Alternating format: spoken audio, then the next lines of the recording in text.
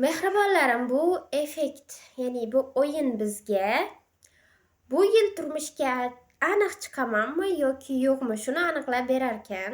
Qani ko'ramiz, sinab ko'raylikchi biz ham bu o'yinda rostdan bu yil turmushga chiqamanmi yoki yo'qmi? Mana shuni ko'ramiz. Niyatlarim qatorida bu yil turmushga chiqish niyatim yo'q, lekin bu qanaqa chiqarib berarkan, ya'ni aniq bu yil turmushga chiqamanmi yoki yo'qmi? Ko'ramiz nima chiqarib berishini. Bu yerda samolyot tanlaylikmi yoki dengizdagi kemanimi? Menga ko'proq samolyotdan ko'ra kema qulayroq. Kemani yaxshi ko'raman. Shuning uchun kemani tanlaymiz. Kelin obrazlari qaysi biri yaxshi? Men endi ikkala obrazni ham qilib ko'rmaganman, lekin men bu obraz menga idealroq va chiroyliroq, yaltirab ko'rinib turibdi. Bunisi menimcha juda ham xunukroq. Shuning uchun mana buni tanlaymiz.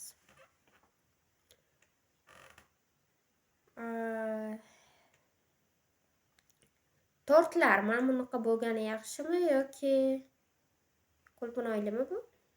Qulpunoyli tort bo'lgani yaxshimi? Menga bundan ko'ra bunisi ko'proq yoqadi, chunki katta bo'lib tursa juda ham chiroyli, nemishdek ko'rinadi.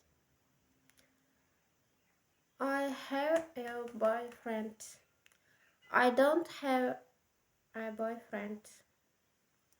Nima deyapti bu yerda? I have. Ya'ni do'stingiz bormi yo'qmi shuni so'rayaptim.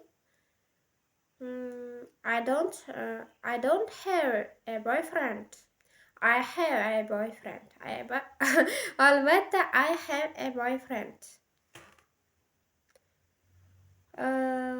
Uzuk. Menga bunaqa uzukdan ko'ra bunisi yaxshimikan? Yo'q, bunisi juda kichkinaroq ekan. Bundan ko'ra meni qo'limga taqib qo'ygani tuzukroq bunisi. Voy, buncha gulxunik, ikkala gul ham menga yoqmadi to'g'risi, lekin men buni sal yaxshiroq ekan. Kelin ko'ylak qanaqa bo'lishi kerak? Kalta bo'lmaydi endi, uzun yaxshida. No. It is no. Voy, nima yig'laydi, xursand bo'lsin. Bu yil men turmushga chiqmas ekanman. To'ppa-to'g'ri aniqlab berdi.